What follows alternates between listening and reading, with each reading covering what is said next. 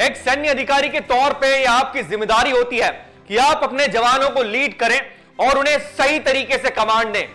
और किसी भी नेगेटिव सिचुएशन के अंदर भी आपकी बातों में इतना जोश और आपके अंदर इतनी क्षमता होनी चाहिए कि आप अपने जवानों के मन में एक जोश भर दें ताकि किसी असंभव कार्य को भी करने में वो सफल हो जाए। जय Hind students, I am Prathamesh Chiranjani और मैं एसपीसी मंत्रा गाइडेंस सीरीज के इस नए वीडियो में आप सभी का स्वागत करता हूं। आज जिस टॉपिक के बारे में हम पढ़ने वाले हैं उस टॉपिक का नाम है लेक्चरेट, जो कि आपके ग्रुप टास्क का एक पार्ट होता है, आपके जीटीओ का एक पार्ट होता है।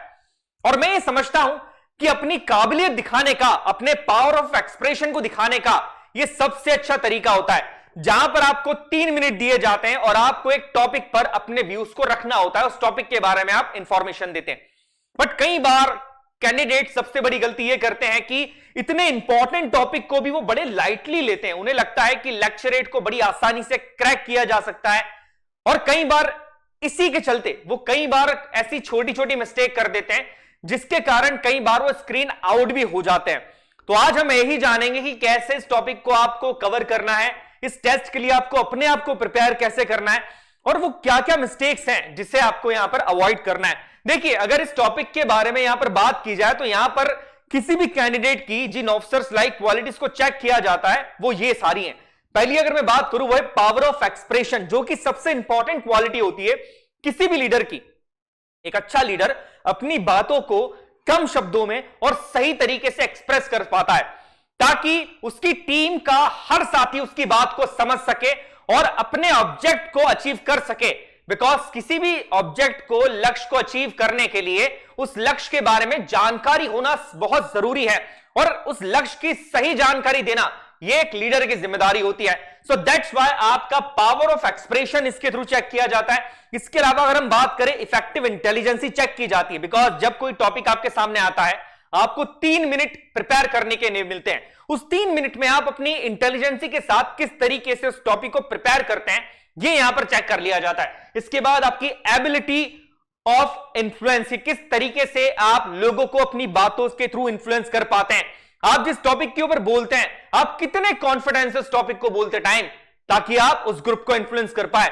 इसके अलावा आपकी ऑर्गेनाइजिंग एबिलिटी, क्योंकि 3 मिनट के अंदर आपको एक टॉपिक के ऊपर बोलना है, आप उस टॉपिक का इंट्रोडक्शन, बॉडी, कंक्लूजन तीनों पर कैसे बोलते हैं, डिफरेंट पॉइंट्स को किस तरीके से ऑर्गेनाइज करके इस तरीके से पिरोते हैं कि 3 मिनट के अंदर आप उस टॉपिक को सही तरीके से कंप्लीट कर पाएं। इसके अलावा आपका कॉन्फिडेंस चेक किया जाता है कि आप जब ऐसे लोगों के सामने खड़े होते हैं जिनसे आप पहले कभी मिले नहीं हैं, आप कितने कॉन्फिडेंटली अपनी बातों को बोल पाते हैं, आपकी बॉडी लैंग्वेज क्या होती है, ये सारी चीजें यहां पर चेक की जाती है। और लास्ट होता है आपकी लिवलीनेस, आपकी जिंदा दिली। ये पॉइंट आपको याद रखना है कि एसएसबी के प्रोसेस के हर चरण में हर कैंडिडेट के अंदर उन ऑफिसर्स लाइक क्वालिटी को चेक किया जाएगा जो कि एक सैन्य अधिकारी बनने के लिए यहां पर जरूरी होती है। और लेक्चरेट के अंदर यह सबसे बढ़िया मौका होता है अपना पोटेंशियल दिखाने का, अपने आप को साबित करने का। लेक्चरेट के प्रोसेस की बात की जाए तो यहां पर कैंडिडेट को 3 मिनट दिए जाते हैं टॉपिक पे बोलने के लिए। होता यह है कि जनरली आपको 8 या 10 के ग्रुप में आपके चेस्ट नंबर के अकॉर्डिंग बिठाया जाता है और चेस्ट नंबर के अकॉर्डिंग बुलाया जाता है।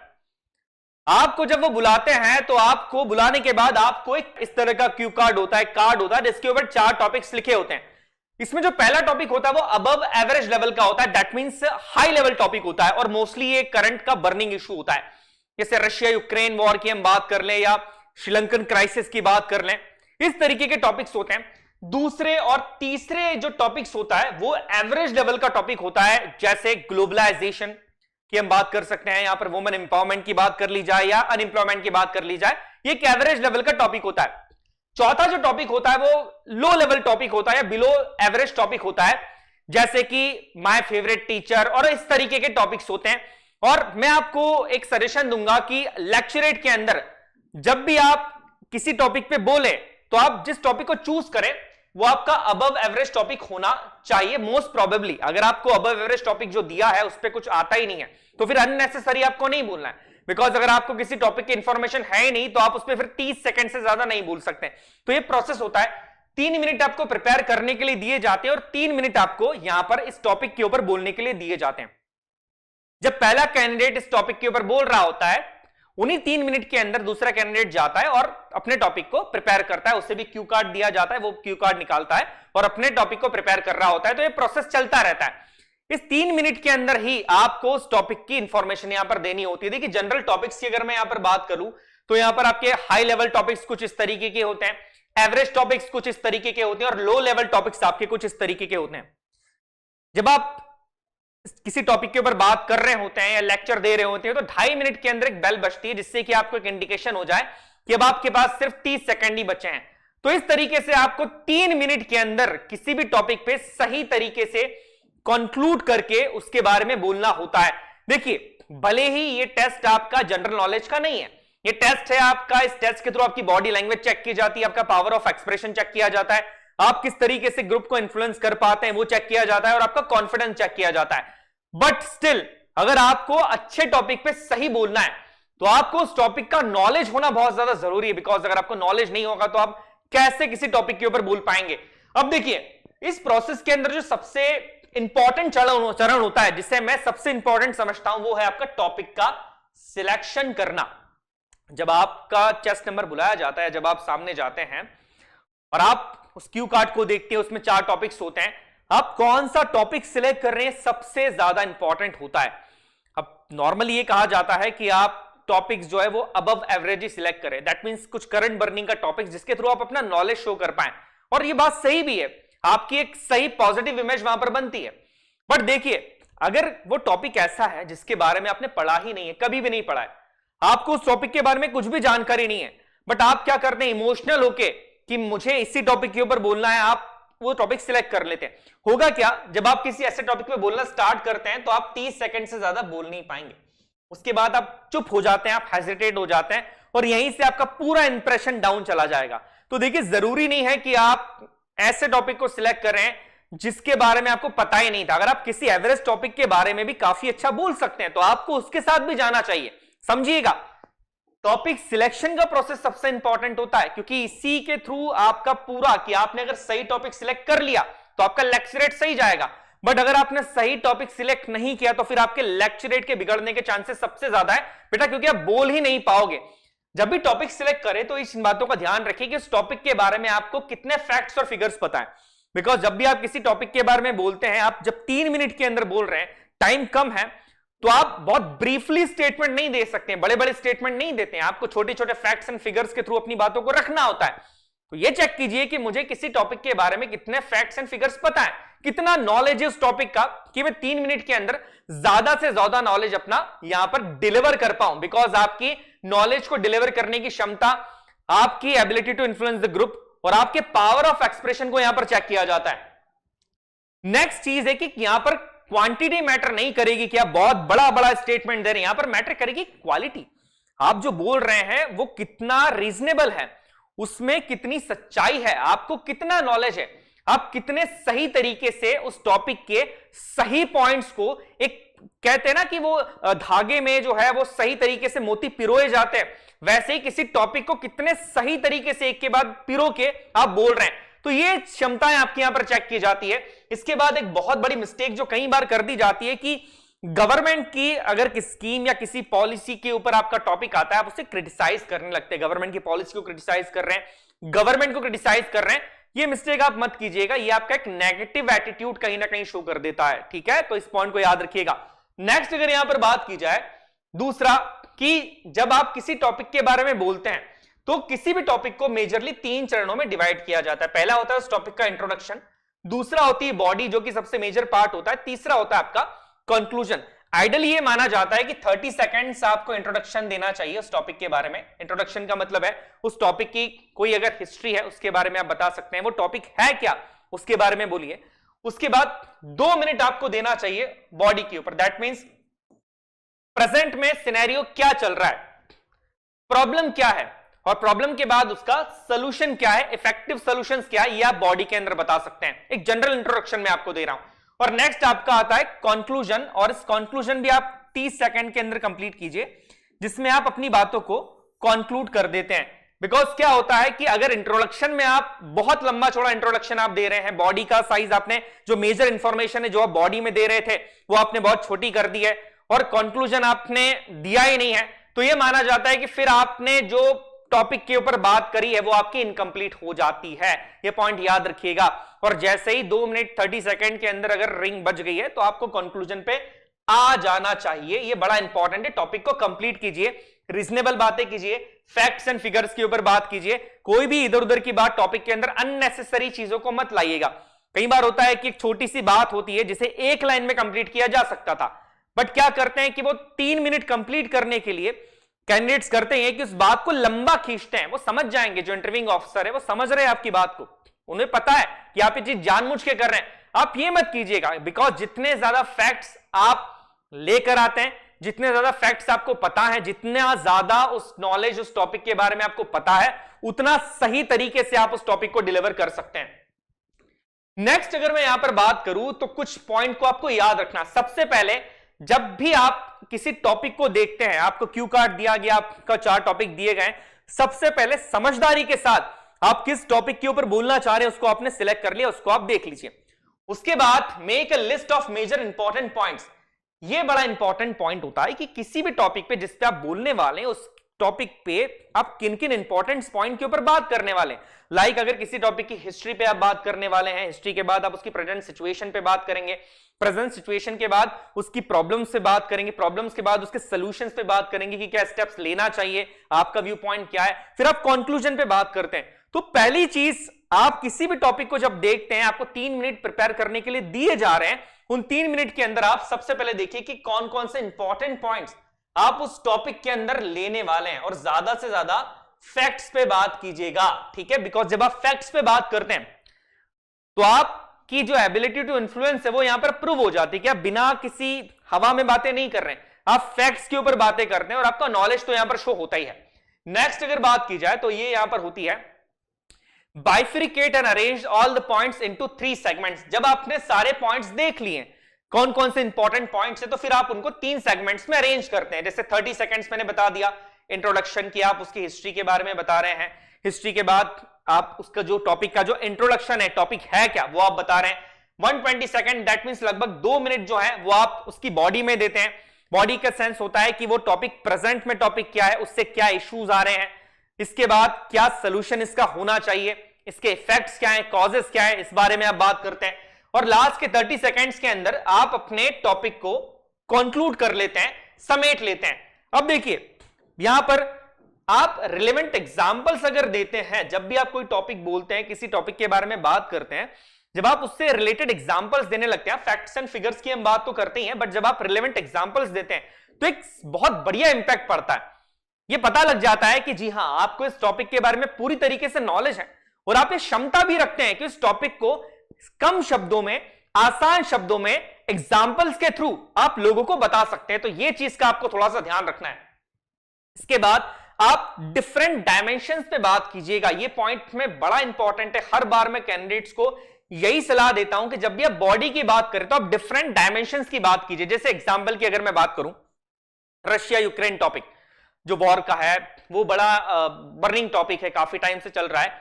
अब डायमेंशंस में आप ये देख सकते हैं कि इंडिया पे उसका क्या इफेक्ट पड़ेगा, पॉलिटिकल पॉइंट ऑफ व्यू से, ठीक है, इकोनॉमिकल पॉइंट ऑफ व्यू से, ओके, तो या और सोशल पॉइंट ऑफ व्यू से भी। तो इस तरीके से जब आप डिफरेंट डायमेंशंस को एक्सप्लेन करते हैं अपने लेक्चरेट के अंदर, ध्यान से सुनिएगा, हर टॉपिक के डिफरेंट डायमेंशंस आपको मिल जाएंगे। सोशल डायमेंशन मिलेगा आपको, इकोनॉमिकल डायमेंशन मिलेगा, पॉलिटिकल डायमेंशन मिलेगा। तो जब इन डायमेंशंस के ऊपर आप बात करते हैं तो इसके थ्रू ये पता लगता है कि आप किसकी जो सोचने की क्षमता है वो हर टॉपिक के हर डायमेंशन के ऊपर है। आप हर तरीके से हर एरिया के अंदर उस टॉपिक को सोच सकते हैं और आपके पास ज्यादा कंटेंट भी हो जाता है। समझिएगा, आप 3 मिनट जब आप किसी टॉपिक पे बोल रहे हैं तो आपके पास उतना कंटेंट भी होना चाहिए। तो दैट्स व्हाई ट्राई कीजिए कि जब भी किसी टॉपिक को पढ़ते हैं उसके भिन्न भिन्न आयामों के ऊपर चर्चा कीजिए, डिफरेंट डायमेंशंस के बारे में बात कीजिए। तो ये आपके लिए एक बड़ी इंपॉर्टेंट सी मेरी समझ है, मैं कह सकता हूं कि आपको एक बड़ी इंपॉर्टेंट सी सीख है मेरे आपके लिए कि डायमेंशंस पे ज्यादा वर्क करना जब भी आप लेक्चरेट के टॉपिक की बात कर रहे हैं। और लास्ट में first bell rings start summarizing and conclude. जैसी पहली बेल रिंग होती है 2 मिनट 30 सेकंड्स के ऊपर पहली बेल जैसे रिंग हो रही है, समराइज करना स्टार्ट कर दीजिएगा। बिकॉज मैंने कहा है आपको कि टॉपिक आपका कंप्लीट यहां पर होना चाहिए, ठीक है, ये पॉइंट ध्यान रखिएगा और कॉन्फिडेंट रहिए लेक्चरेट के टाइम पे। अब एक सवाल आता है कि लेक्चरेट में जब हम लेक्चरेट दे रहे हैं, किसी टॉपिक के बारे में बात कर रहे हैं, बता रहे हैं, लेक्चर दे रहे हैं, हमारी बॉडी लैंग्वेज क्या होना चाहिए, हमें किस तरीके से खड़े रहना है, किस तरीके से बात करनी है। देखिए सबसे पहला आता है आपके हैंड मूवमेंट्स। नॉर्मली जब भी आप लेक्चरेट देते हैं तो अपने हैंड मूवमेंट्स को अवॉइड कीजिएगा, बट ये जरूरी नहीं है कि आप पूरी तरीके से हैंड मूवमेंट्स को अवॉइड कर दें। जहां पर बहुत ज्यादा नेसेसरी है, आप कोई पर्टिकुलर हैंड मूवमेंट देना चाहते हैं जो आप जिसके थ्रू आप अपनी बात को और सही तरीके से समझा सकते हैं, तो आप उन हैंड मूवमेंट्स को कर सकते हैं, बट अननेसेसरी हैंड मूवमेंट्स को नहीं करना है। कई बार बच्चे जो है वो नर्वसनेस के कारण इस तरीके से कुछ ना कुछ करते रहते हैं, ठीक है। खड़े होने का तरीका उनका बड़ा चेंज हो जाता है, एक टांग पे खड़े हो जाते हैं, सही तरीके से लीन हो जाते हैं, पोडियम अगर है तो पोडियम पे लीन हो जाते हैं। ये आपको नहीं करना है, आपको दोनों टांगों पे सही तरीके से यहां पर खड़े रहना है। ये तरीका एक होता है आपका, बिकॉज ये आपका कॉन्फिडेंस दिखा लाता है कि आप कितने कॉन्फिडेंस है किसी टॉपिक के लिए। बिकॉज जब आप नर्वस होते हैं तो आप इधर उधर देखने लगते हैं, अपने हाथों को इस तरीके से करते हैं, उंगलियों को मोड़ने लगते हैं, ये दिखाता है कि यू आर नर्वस नाउ, आपको उस टॉपिक के बारे में पता नहीं। तो आपकी बॉडी लैंग्वेज का सही होना यहां बहुत जरूरी है। दूसरा है आपका आइज मूवमेंट, की आंखों का जो मूवमेंट है वो क्या होना चाहिए, किस तरीके से आइज का मूवमेंट होना चाहिए। देखिए असेसर को देखना अवॉइड कीजिए इस टाइम पर, लेक्चरेट के टाइम पर असेसर को देखना अवॉइड कीजिए और बिल्कुल फ्री माइंड के साथ कॉन्फिडेंट होकर आपके सामने जो आपके साथी बैठे हैं, आपके जो ग्रुप के लोग हैं, उनको देखिए आप, हल्की सी स्माइल आपके फेस पर होना चाहिए, कॉन्फिडेंट होना चाहिए। अगर आप इस तरीके से करते हैं तो आप बिलीव कीजिए आपका लेक्चरेट काफी अच्छा जाता है, ना कि आप घबरा रहे हैं, हेजिटेट हो रहे हैं। किसी भी एक पर्सन के साथ लगातार आई कांटेक्ट करना 3 सेकंड से ज्यादा अवॉइड कीजिएगा, ये अननेसेसरी होता है, ये कहीं ना कहीं आपकी नर्वसनेस को दर्शाता है। तो किसी भी एक पर्सन के साथ आप आई कांटेक्ट 3 सेकंड से ज्यादा मत कीजिए। आपके इतने सारे साथी हैं, आप उन्हें देख सकते हैं, उस तरीके से आप बात कर सकते हैं, बट असेसर को देखना अवॉइड कीजिएगा, बिकॉज होता है कई बार नर्वसनेस के अंदर हम असेसर को देखने लग जाते हैं। तो ये पॉइंट को थोड़ा सा यहां पर अवॉइड कीजिएगा। दूसरा यहां पर होता है वॉइस, आपकी वॉइस किस तरीके की होनी चाहिए, आपकी वॉइस होनी चाहिए कॉन्फिडेंट।